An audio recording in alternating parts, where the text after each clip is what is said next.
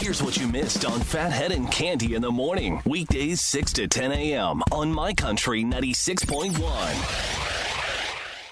My Country 96.1 Phathead, Cande Roth.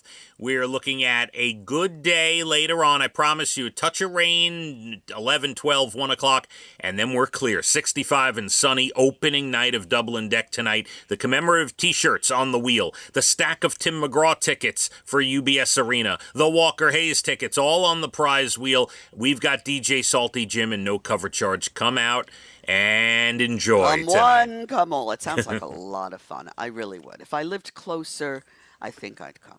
Yes. Cande will make it to an event at some point. You know, we were just reminiscing about how long we've been on the radio and how friendly we are, even though we don't really hang out. But we're really good friends. Like I would call you and, talk to you and likewise, right? Mm-hmm. So I was thinking back to the first time we were on the radio. You were a fill-in on a show on another station, and occasionally you would fill in, and I forget who the host was now, doesn't matter, and I'd be like, wow, I really like working with him. I wish he had the job every day. And then, lo and behold, before you know it, there you were.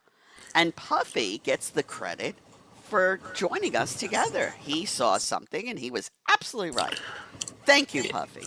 Our old producer, who, by the way, he runs the Nassau Community College radio department, actually. Love it. Love you, Puffy. I hope you're doing great. Yeah, he's the reason you and I are together. He heard something, saw something, knew it would click, and here we are. You're going to make me cry. So you're telling me... I'm on the verge of it myself. Did you ever think 20 years later, 20-plus years, I'd be the one here for you? 20-plus years. No, I never would have thought that. I did enjoy working with you, but I didn't say, this man's going to be with me when I need him for the rest of my life. No, I didn't think that. So now, as a fill-in, I wasn't thinking long-term, but you felt a bond immediately. Is that what you're saying? I said, I wish he had the show. I love working with him better than the guy that was on, and I don't even remember his name, okay? Oh, go on. Yeah. Really, go on. And before long, you were the morning show. You were the guy. You're very sweet, Cande. They tried to split us up and hire another woman to co-host with you. I'm not going to name. Oh, that really made me mad. That was a horrible decision. And by the way, nothing against that person. No, she was lovely. And still lives in the area and may even listen to the show. But boy, that got me mad.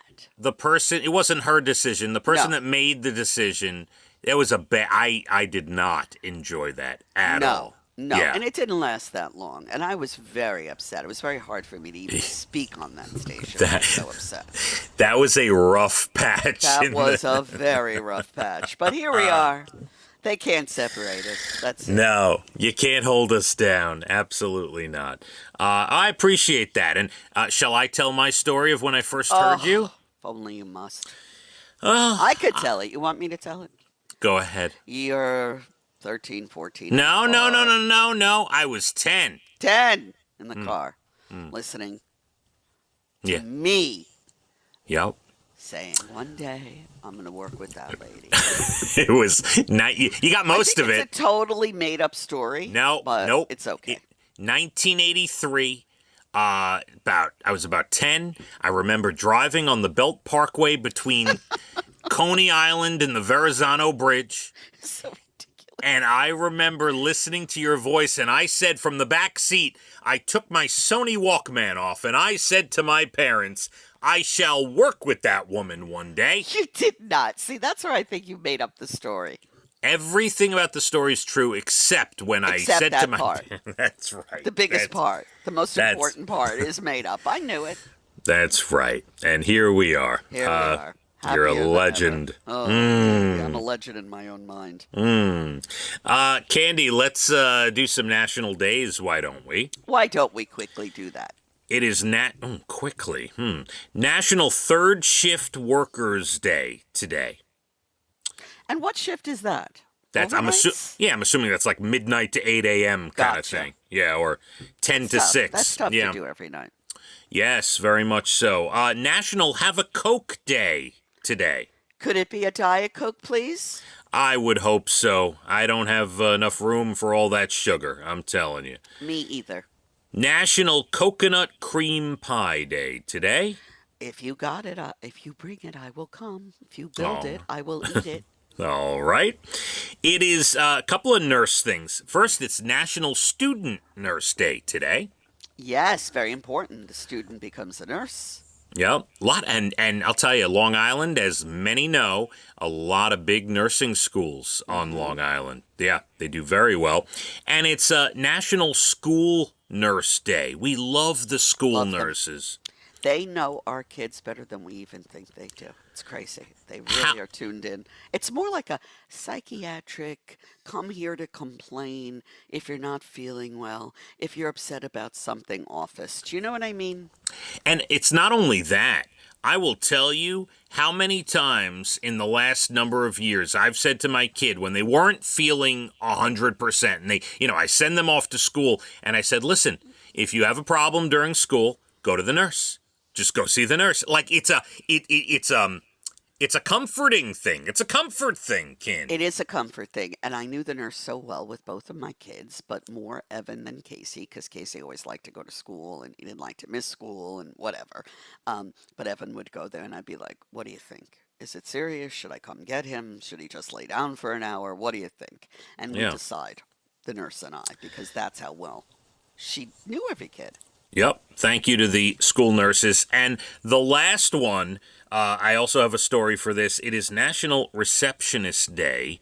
And not only do we love receptionists, but a great story about when my father made his receptionist cry many decades ago. Oh, we're still talking about that. He had to get her flowers, as the story goes. I hope they were a beautiful bouquet. I think she left like the safe open in the office or something, or something bad. Like she left something open. Was your father a yeller? Yeah.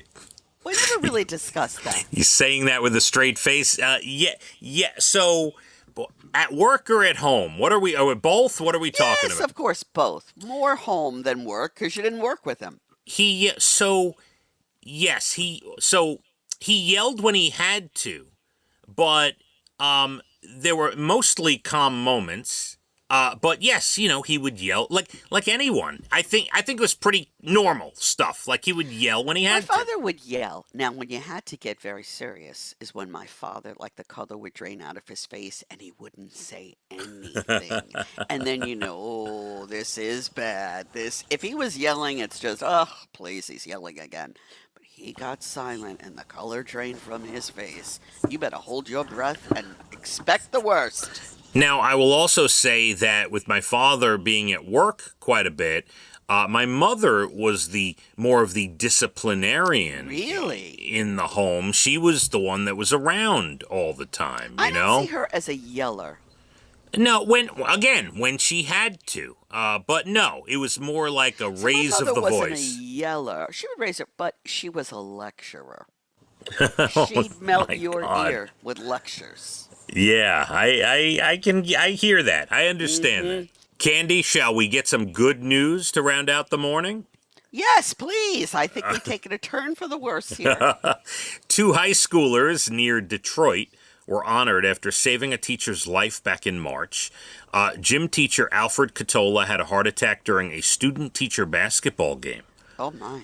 But 2 juniors, Israel Dubois and Corey Coleman, did CPR and brought him back. Wow. They knew how to use the AED machine. They learned it in school. Wow. Both planning careers in medicine. Alfred says he wants to launch a GoFundMe to help cover their tuition. I love that. I think they'll get a lot of money for that. That's a great story. All right, here's the next idea for Disney. This is a true story. A dog and a deer were spotted walking around the city of Tipton, Iowa the other day, just enjoying each other's company, and police rounded them up to make sure they didn't wander into traffic. Oh. That's a movie idea, yeah. I would love to see that. Now, that's my kind of show. Tilly and Bambi take Tipton. Oh, yeah. My heart be still. And the number of fish on the government's overfishing list just hit an all-time low. A new report found 94% of fish stocks aren't being overfished anymore. That's wonderful news. Yeah, snapper and mackerel both dropped off the list this year. I love snapper. We went fishing in the Florida Keys years ago, and we had snapper that we caught and cooked it that night. Oh, there's nothing like fresh fish. Oh, so good. Love seafood, no doubt. Candy, that does it. I hope you have a great rest of your day. That's it. Oh, I thought we'd start giving fish recipes out now. No, I'm kidding. All right, I'm done with you. We have go with Carly Pierce and be happy now. We do have Carly Pierce coming up in the 9 o'clock hour. We have a huge night, opening night at Dublin Deck. I promise we're going to be sunny. 65 and sunshine tonight. The commemorative T-shirts, the tickets, a ton of Tim McGraw tickets, Walker Hayes tickets, all on the wheel of prizes. DJ Salty Jim, no cover charge. It's opening night. You gotta come on out. It's going to be great. And 10 a.m. is the radio pre-sale for Cole Swindell using the password Cole. So make sure you check that out. Have a great rest of your day. All right, Candy? You too, my love. And we'll gather back here for, what's today? Today is Wednesday, right? Yes. Oh, yes. Thursday tomorrow. Even better. Let's hit the roads. My Country 96.1. Phathead and Cande in the morning. Weekdays 6 to 10 a.m. on My Country 96.1.